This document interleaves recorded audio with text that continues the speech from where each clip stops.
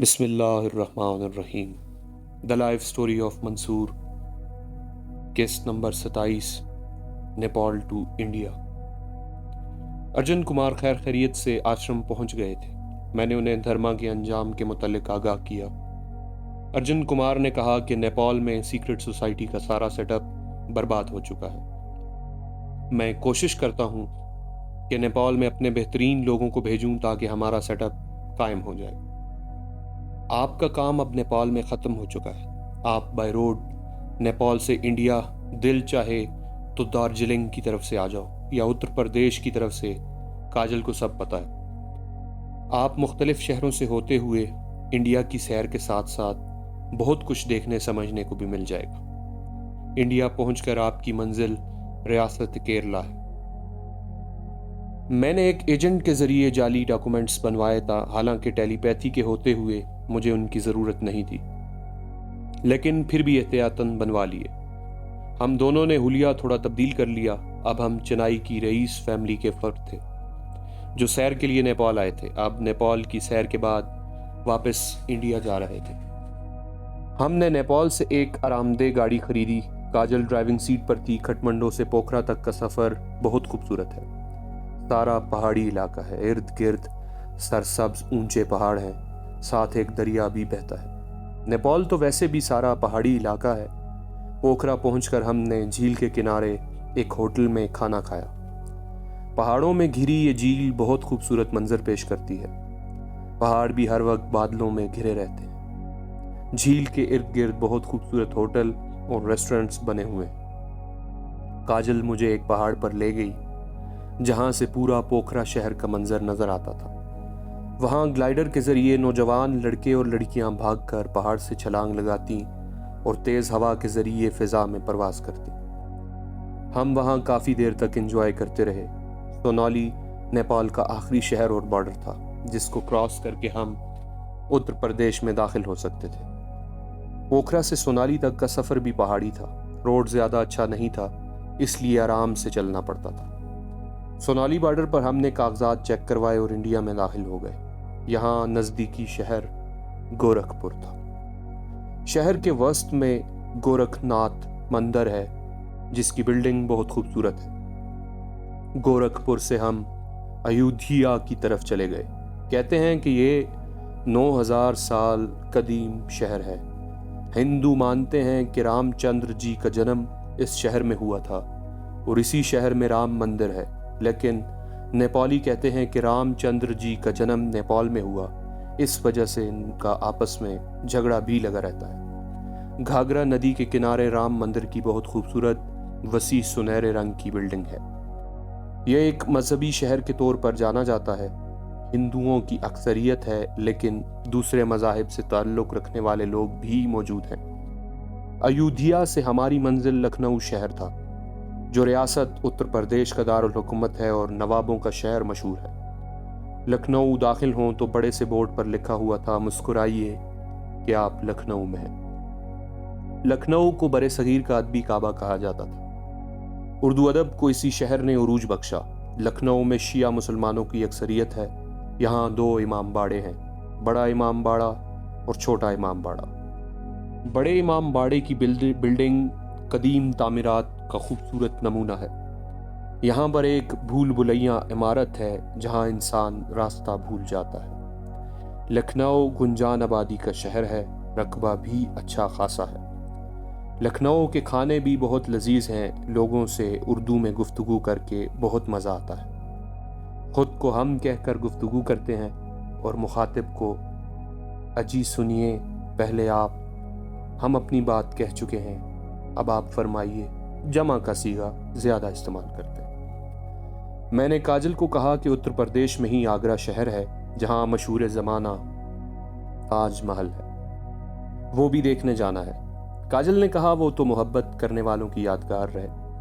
मैंने कहा कि बादशाह जहांगीर ने अपनी बीवी मुमताज़ के नाम पर बनवाया था, जिसके साथ वो बहुत मोहब्बत करता था, और इसी मुमताज़ से इसके 12-13 बच्चे थे। काजल हंसने लगी और कहा, क्या बात पकड़ी है आपने? ताजमहल की इमारत वाकई ही अजूबा है जिसको देखकर इंसान हैरत ज़दा रह जाता है। सुना है कि बादशाह ने ताजमहल की तामीर के बाद सब कारीगरों के हाथ कटवा दिए थे कि इस तरह की बिल्डिंग कोई और ना बना सके। ताजमहल दरियाए जमुना के किनारे वाक़ है, लेकिन ये दरिया आलूदगी के लिहाज से गंदा तरीन दरिया है। शहर के सैकड़ों गंदे नाले इस दरिया में गिरते हैं, जिन्होंने इसको आलूदा कर दिया, और शहर में भी आलूदगी है। दरियाए जमुना के किनारे आगरा का किला है जो बादशाह अकबर ने बनवाया था, और बाद में आने वालों ने इसमें तोसू की थी। सुर्ख पत्थरों की खूबसूरत बिल्डिंग है। आगरा मुगलों का दारुल हुकूमत रहा है, इसलिए आज भी यहाँ के खानों में मुगलिया झलक नजर आती है। खाना खाकर तबीयत बागो बहार हो गई। अब हमारी अगली मंजिल आगरा से बंगलोर थी। बाय रोड तकरीबन ये सफ़र 1900 किलोमीटर से ज़्यादा था, मगर जहाँ तक देखते बहुत अच्छे दिखते थे रोड। बहुत अरसे के बाद ज़िंदगी में इतनी फिरागत मिली थी और इतनी ज़्यादा सैर और सफ़र का मौका मिला था। काजल बहुत अच्छी हम सफ़र थी। उसने मुझे बिल्कुल बोर नहीं होने दिया और ज़्यादा बातूनी नहीं थी, जैसा कि अमूमन लड़कियां होती हैं। लेकिन जब बात करती थी तो बहुत मुदल्लल और टू द पॉइंट बात होती थी। एक दफ़ा गाड़ी में वो काफ़ी देर तक खामोश रही तो मैंने उसकी नब्ज़ पर हाथ रखा। उसने मुझे हैरत से देखा और कहा, क्या है? मैंने उसे कहा कि हमारे यहाँ कहावत है कि औरत अगर ज़्यादा देर खामोश बैठी हो तो एहतियातन उसकी नब्ज़ चेक कर लेनी चाहिए, कहीं रूह परवाज न कर गई हो। वो बहुत खिलखिलाकर हंस पड़ी। मैंने काजल से पूछा कि तुम कब से महागुरु जी के आश्रम में हो, इनकी शागिर्दी में आई हो और इनके रास्ते को अपनाया? काजल ने कहा कि ये एक दिलचस्प और तवील वाक़या है। मैंने कहा कोई बात नहीं, सफ़र भी बहुत तवील है, तुम सुनाना शुरू करो। काजल ने बताया कि मैं अपने वालिदैन की इकलौती औलाद थी। मेरे वालिदैन बहुत मजहबी लोग थे, पंडित साधु बाबा लोग सबकी इज्जत करते थे। मेरी उम्र 14 साल थी। वालिदैन के यहाँ कोई और औलाद नहीं हुई थी। मेरी माता को बहुत शौक था कि इनके यहाँ एक बेटा हो। वो हर जगह मन्नतें मुरादें मानती थी। मेरे बापूजी इनको बहुत समझाते कि वही होता है जो भगवान की इच्छा होती है, मगर औरतें बहुत ज़िद्दी और वहमी होती हैं। मेरी माता को एक औरत ने बताया कि शहर से बाहर एक हिंदू बाबा का आश्रम है जो बहुत पहुंचा हुआ है, जो दुआ करे पूरी होती है और मन का हाल तक बता देता है। मेरी माता और चंद दूसरी औरतों ने वहां जाने का प्रोग्राम बनाया। वो बाबा इनसे बहुत इज्जत से मिला, सबका बारी बारी मसला सुना और इनको दुआ दी और बहुत अच्छा भोजन खिलाया और घर के लिए भी प्रसाद दिया। बाबा की उम्र 55 साल की होगी। उनका छोटा सा आश्रम था जहां चंद औरतें और चंद मर्द आने वाले मेहमानों की सेवा के लिए मौजूद रहते थे। मेरी माँ और वो औरतें बहुत खुश थीं। मेरी माँ हर वक्त बाबा के कसीदे पढ़ती रहती थी और बाबा के इनकार करने के बावजूद वो ज़बरदस्ती पैसे दे आती थी। हम ज़्यादा अमीर तो नहीं, मगर फिर भी खाते पीते लोग थे। पिताजी अपना कारोबार करते थे। शहर में हमारी ज़ाती दुकानें थीं। एक दिन बाबा ने मेरी माँ से कहा कि तू अपने शोहर और बेटी को भी हमारे पास ला। माँ की जिद पर और पिताजी बाबा के पास चले गए। बाबा बहुत इज्जत से पेश आया, बहुत प्रोटोकॉल दिया और बहुत अच्छी बातें भी करता था। मैं खामोश बैठी थी। मुझे महसूस होता कि बाबा बहुत चुभती नज़रों से मुझे देखता है, लेकिन जब हम आने लगे तो उसने मेरे सर पर हाथ फेर कर आशीर्वाद दिया। इस तरह मैं अपनी माँ के साथ 2-3 दफ़ा गई तो मेरे साथ अजीब दुर्घटना शुरू हो गई। मुझे अक्सर सपनों में बाबा दिखाई देने लगता था। कभी आंखें बंद करके बैठा होता, कभी पूजा करने जा रहा होता, कभी ताज पहने तख्त पर बैठा दिखाई देता, कभी किसी बड़े मंदिर या पवित्र स्थान जैसे काशी वगैरह में दिखाई देता। मेरे दिल में जो शक था वो भी ख़त्म हो गया। मैं समझती कि हमारे बाबा जी बहुत पहुँचे हुए हैं। मैं जब माता को बताया तो वो बहुत खुश होती और मेरे सारे सपने बाबा को बताती। वो सर हिलाकर कहते कि ये लड़की बहुत ज्ञानी है। अब मैं भी जाकर बाबा से बिला झिझक बात करती। बाबा जी मेरे सारे ख्वाब मुझे खुद ही बता देते कि आज तूने ये देखा है, फलां दिन हम तुझे वहाँ मिले थे। मेरी माता अब अच्छे खासे पैसे बाबा को देकर आती थी। पहले पिताजी एतराज़ करते थे, मगर जैसे अब वो भी खामोश रहने लगे। बाबा हमारे घर भी आने लगा था और पिताजी इसके चरणों में सर झुकाकर खामोशी से बैठे रहते। अब मुझे कभी कभी गलीज सपने दिखाई देते, कभी कोई मर्द या कभी कोई शैतानी शक्ल वाला मेरे साथ गलीज हरकतें करता। मैं राम राम करके बैठ जाती और शर्मिंदा होती और डर जाती। मैं बाबा जी के पास जाती तो वो मुझे बता दे कि तूने ये देखा है। मैंने कहा, बाबा जी ये सब कैसे रुकेगा? बाबा जी कहते, तेरे मन में खोट है कुछ, जिसकी वजह से पवित्रिया खत्म हो गई है।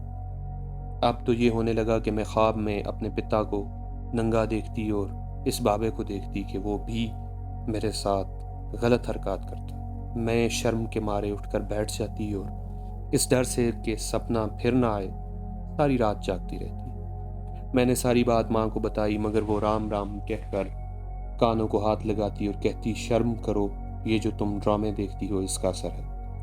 एक दिन टीवी पर जाली साधु के खिलाफ एक प्रोग्राम चल रहा था और इनके तरीक़े वारदातों पर भी। इससे अगले दिन बाबा हमारे घर आया और मुझसे सपनों के मुताल्लिक पूछा। मैंने उन्हें कहा, मुझे कोई सपना नहीं आया, मैं अब हर रोज जाग करके सोती हूँ। मैंने जानबूझकर उससे झूठ बोला। उसने कहा, तो सच कह रही है? मैंने उसकी आंखों में देखकर कहा, बिल्कुल सच। वो थोड़ा मुस्कुराया और कहा, अच्छी बात, हम तुम्हारे लिए प्रार्थना करेंगे।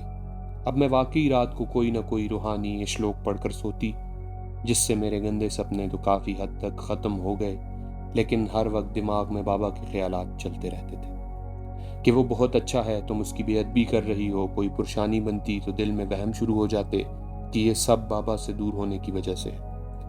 दिमाग में जैसे ख्यालात का एक तूफान सा बाबा के हक में चल पड़ा, मगर मैं डटी रही। बाबा हमारे घर भी आता तो मैं पड़ोस में चली जाती। बाबा हमारा बहुत पैसा ले चुका था, बल्कि माँ ने अपना सारा जेवर भी उसे दे दिया। मेरी माँ तो अकीदत में अंधी हो चुकी थी। जो औरत आती इसके सामने भी बाबा की तारीफें करती रहती थी। एक दिन मैं घर में अकेली बैठी थी, पिताजी दुकान पर और माता बाजार गई थी। अचानक बाबा आ गया। मुझे अकेला देखकर उसकी बाछें खेल उठी। मैं उठने लगी तो उसने मेरा बाजू पकड़ लिया।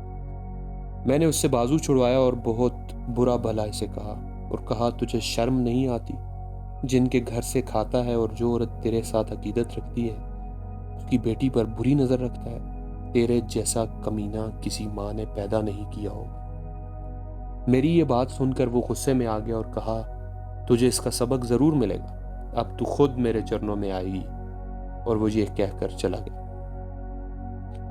एक दिन पिताजी घर वापस आ रहे थे कि किसी ट्रक वाले ने इनकी गाड़ी को कुचल दिया। हम पर जैसे कयामत आ गई।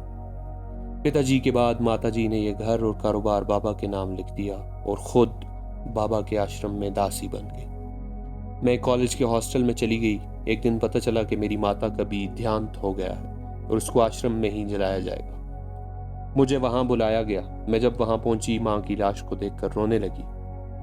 अब मेरा दुनिया में कोई भी नहीं रह गया था। मां लाश को जलाने के लिए ले गए। वहां से जाने लगी तो बाबा ने कहा, आज रात यहां रह जाओ।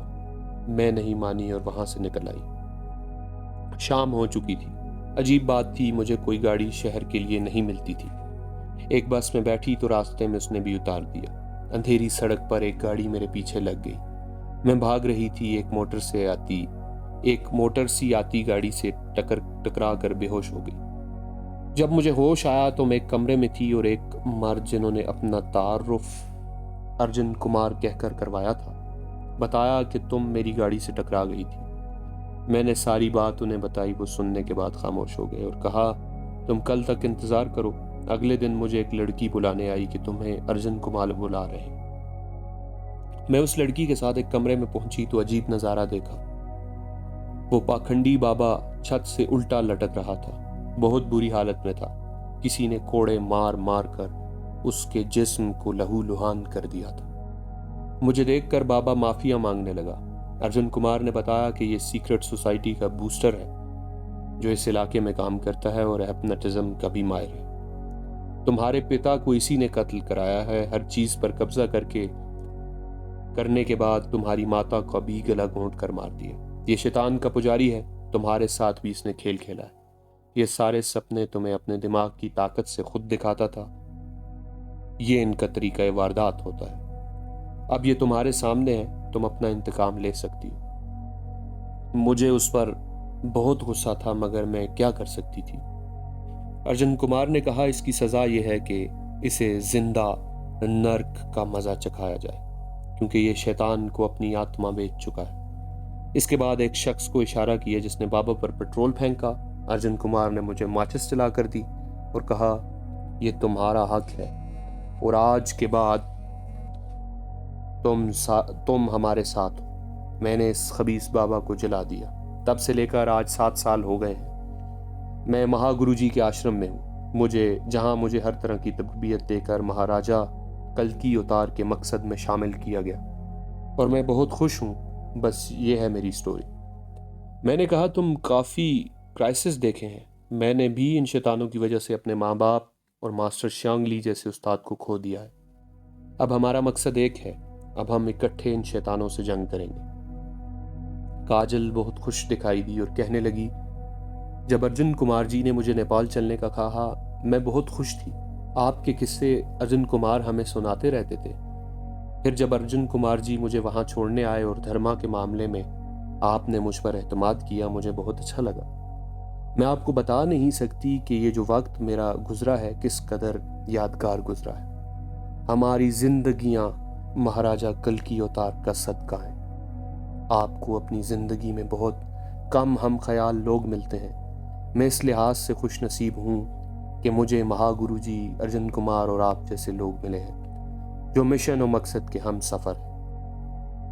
अभी हम बेंगलोर से काफ़ी पीछे थे कि मुझे एक गाड़ी मुसलसल अपने ताक़ुब में नज़र आई। मैंने 2-3 दफ़ा गाड़ी की रफ्तार आहिस्ता की, तेज़ की तो वो गाड़ी भी वैसी रफ्तार इख्तियार कर लेती। मैंने कहा, काजल तैयार हो जाओ, हमारे दुश्मन हम तक पहुंच चुके।